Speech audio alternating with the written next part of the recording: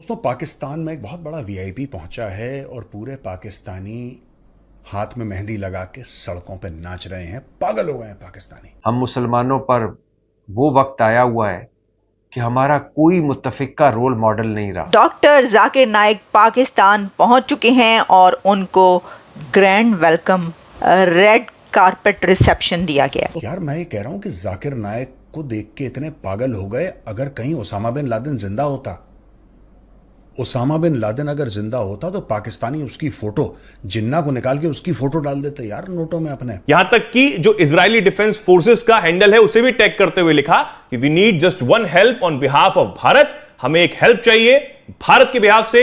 Can you please throw some light on these terrorist. पहली खबर तो हमने उस वक्त देखी जब उनका माथा चूम चूम कर उनको एयरपोर्ट पर इस्तकबाल उनका किया गया। अब तो यहां पर एक व्यक्ति ने बेंजामिन नेतन्याहू जो कि प्रधानमंत्री हैं इजराइल के, ताबड़तोड़ एक्शन ले रहे हैं लेबनान पर, उनको याद कर लिया और कहा कि नेतन्याहू को इसकी लोकेशन भेज दो। गजा तो मिलिया मेट हो गया। गजा के मकीन तो कुछ माजूर हो गए, कुछ कब्रों में उतर गए और कुछ खुले आसमान तले पड़े।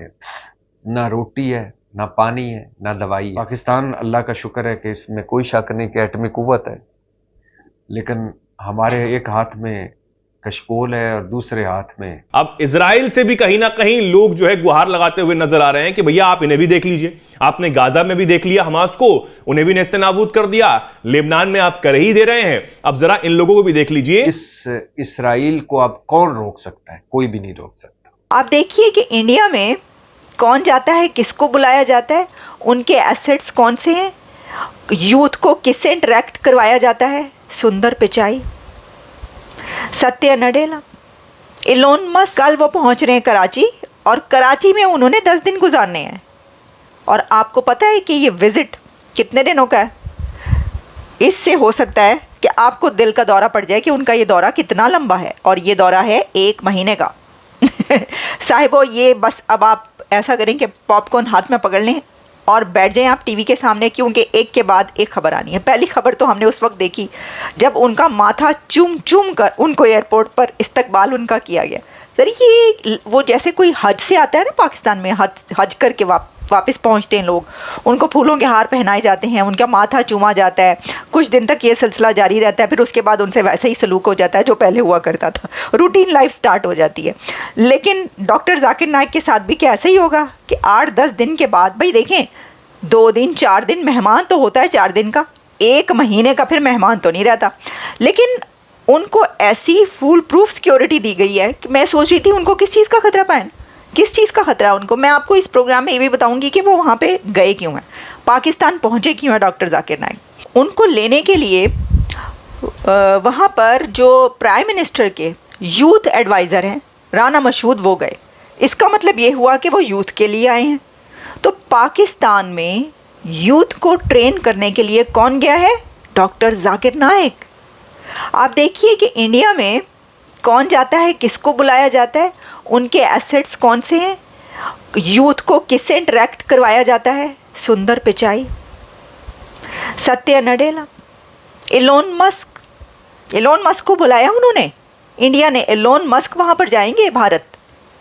क्या वो कहते हैं ना कि बदनाम होंगे तो क्या नाम ना होगा। तो नाम तो उनका पहले ही है, लेकिन उन्होंने कहा चलो थोड़ी बदनामी भी नाम हो जाए, कंट्रोवर्शियल बना रहे तो बनाने दो ज़रा। और बात यह है कि जो इंडिया का यार है वो पाकिस्तान का गद्दार है, और जो इंडिया का गद्दार है वो पाकिस्तान का यार है, ये तो आपको पता है। तो डॉक्टर जाकिर नाइक इंडिया के फिजिटिव हैं, तो ऑब्वियसली पाकिस्तान का तो हीरो ही हुआ ना। तो एक बड़ी वजह जो है वो लगता है कि ये भी है, फाइन भारत ने निकाला था। अच्छा भारत, कोई मसला ही नहीं, आप आएँ तशरीफ़ लाएँ, हम आपको सर आंखों पर बिठाएंगे। तो मैं तो कहती हूँ कि भारत को ये चाहिए कि अगर हमारी विनती है कि आप ऐसा करें कि कुछ साइंटिस्टों को, कुछ टेक्नोलॉजी के एक्सपर्ट्स को अपने मुल्क से निकाल दें। जब वो इंडिया के फिजिटिव बनेंगे तो पाकिस्तान उनको भी बुला लेगा। तो इसी बहाने पाकिस्तान के यूथ को उन टेक्नोलॉजी के एक्सपर्ट्स और साइंटिस्टों से लेक्चर्स लेने का मौका मिल जाएगा। मोदी साहब से हमारी गुजारिश ये होगी कि सर ऐसा करें, सिर्फ पाकिस्तान की यूथ को कम रेडिकलाइज करने के लिए, उनको कुछ इंटरेक्शन हो जाए साइंटिस्टों के साथ। आप अपने कंट्री से ना कुछ जाकिर नाइक जैसा सलूक कुछ और लोगों से भी कर लें, लेकिन वो इस टाइप के लोगों, इलोन मस्क से कर दें। मैं तो कहती हूँ इलोन मस्क से आप ऐसा कोई सलूक करें ताकि पाकिस्तान वाले इलोन मस्क से कहें सरकार ज़रा आएँ तो सही, ज़रा आपकी मशहूरी कराते हैं। लेकिन भाई इलोन मस्क और पाकिस्तान जाएगा वो, बड़ी बात है, बड़ी बात है। पाकिस्तान आए, एयरपोर्ट पर उनका इस्तकबाल देखा, दिल दुखी हुआ। बाकायदा दौरा है उनका 15 रोज़ा। राना मशहूद साहब थे और 2 थकेयारे ब्यूरोक्रेट। वज़ीर आज़म तो चलो थे नहीं, ना सदर साहब गए, ना चेयरमैन सेनेट, ना स्पीकर कौमी असम्बली, ना कोई गवर्नर, ना कोई वज़ीर आला, ना कोई काबिल ज़िक्र वज़ीर।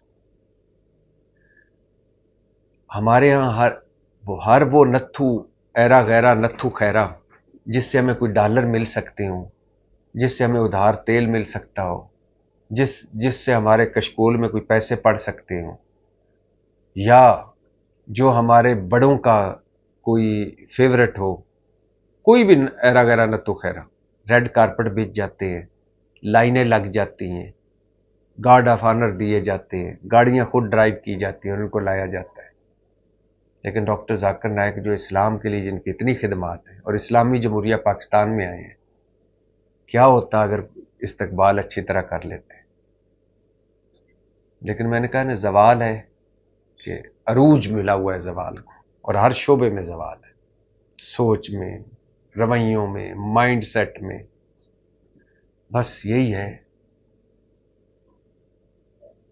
एक ऐसे आदमी जो इस्लाम और कुरान, अल्लाह और रसूल का नुमाइंदा बन के हमारे इस्लामोफोबिया हो, इस्लाम का तशख़्ख़ुस हो, कुरान का मैसेज हो, जो पूरी दुनिया में पहुंचा रहा हो, उसके लिए अच्छा इस्तकबाल उसका हम कर देते तो क्या होता। जय हिंद दोस्तों। तो इस वीडियो में बात हो रही है कि जाकिर नाइक जो कि भारत का भगोड़ा है, भारत से भागा हुआ है, जो लोगों को आतंकवाद की तरफ प्रेरित करता था, वो व्यक्ति भारत से फरार है।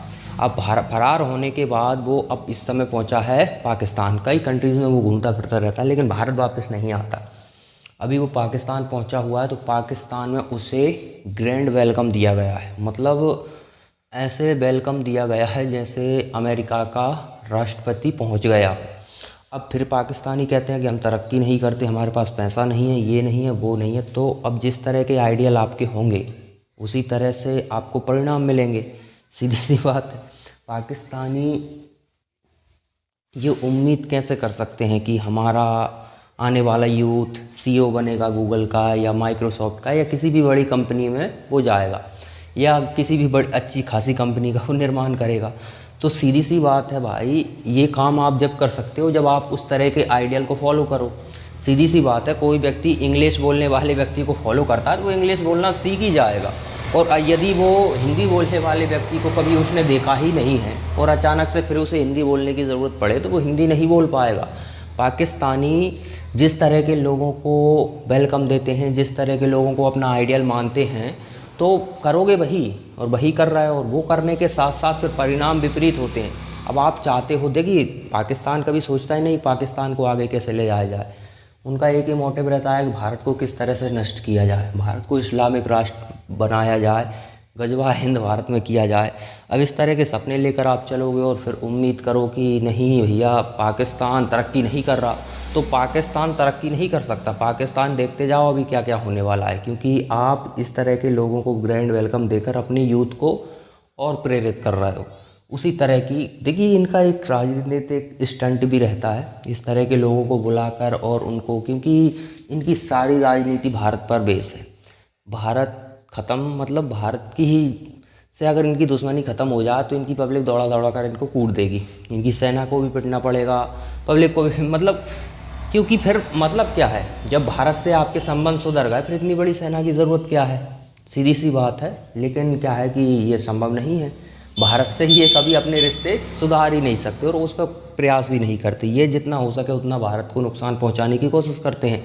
लेकिन अभी क्या है कि अभी यहाँ पर थोड़ा स्ट्रॉन्ग पावरफुल लीडर बैठा हुआ है, वो इनको पेल देता है। जब भी ये गड़बड़ करते हैं हम इनको पेल देते हैं। हालांकि देखिए, अगर आपको सुरक्षित रहना है तो इजराइल की रणनीति आपको अपनानी होगी। अगर आपको लगता है कि आपको किसी से खतरा है तो वो जब आपको खतरा पहुंचाए उससे पहले ही उसको आपको ख़त्म कर देना चाहिए। सीधी सी बात है, इजराइल वही करता है। अभी फ़िलहाल देखिए, इजराइल ने पूरी तरह से यमन में एक तरह से कब्ज़ा करने का प्लान बना लिया है। अब ईरान का भी नंबर आने वाला है बहुत जल्दी। ईरान ने हमला भी कर दिया है फ़िलहाल इजराइल पर, और इजराइल पर जो हमला हुआ है उसे देखिए आपकी बैलिस्टिक मिसाइलें दागी गई हैं, और वो भी अनाधुंध, यानी कि कहीं भी, मतलब जो एक कह सकते हैं प्रोफेशनल आर्मी होती है, वो सामने वाले को ज़्यादा से ज़्यादा नुकसान पहुंचाती है। नुकसान पहुंचाने के यह मतलब नहीं कि उसके नागरिकों को मार दिया, नागरिकों को मार देना नहीं, उसकी ताकत कम करना, उसके हथियारों को डायरेक्ट टारगेट करना। इन्होंने अंधाधुंध फायर किया है कुछ, हालांकि हथियार नष्ट हुए हैं, बाकी कुछ तो रिहायशी इलाकों में उनकी मिसाइलें गिरी हैं। अब हालांकि ये उड़ता हुआ तीर ले लिया है, क्योंकि यही अवसर तलाश रहा था इजराइल। अब इजराइल, क्योंकि इजराइल तो कुछ जंग में है ही, जो देश जंग में है उसकी तो आर्थिक स्थिति वैसे भी ख़राब हो जाती है। अब आप जाएंगे इजराइल बहुत अच्छा देश है, लेकिन नहीं जाएंगे क्योंकि युद्ध का माहौल चल रहा है। तो इस समय इजराइल की तो स्थिति गड़बड़ है, तो वो चाहता था कि ईरान भी युद्ध में आए, और जब ईरान युद्ध में आएगा तो इतना नुकसान इजराइल को हो रहा, उससे ज़्यादा नुकसान अब पहुंचने वाला है। क्योंकि देखिए, रूस फंसा हुआ है। रूस युद्ध में खुलकर नहीं आ सकता, ईरान के साथ हथियार दे सकता है, जहाँ तक मदद कर सकता है करेगा, लेकिन अमेरिका तो फ्री है, दुनिया की सबसे बड़ी अर्थव्यवस्था है। किसी भी तौर पर ले लीजिए, आर्थिक तौर पर ले लीजिए या फिर सैन्य तौर पर ले लीजिए, दुनिया की सबसे पावरफुल कंट्री है इस समय, वो इजराइल के साथ खड़ी, और इजराइल अपने आप में पावर हाउस है। तो अब ईरान का क्या होने वाला है वो आगे चलकर पता चलेगा। देखिए, इसी तरह की आइडियोलॉजी होती है। अब कहाँ हिजबुल्लाह, कहाँ हमास, पाकिस्तान को देख लो, यहाँ बैठा हुआ है लेकिन उनके गुण गा रहा है। अमेरिका से भीख चाहिए होगी और अलग ही दिशा में चलते हैं, मतलब इनका कोई क्लियर स्टैंड भी नहीं। पाकिस्तानी है तो इनसे आप इससे ज़्यादा उम्मीद नहीं कर सकते।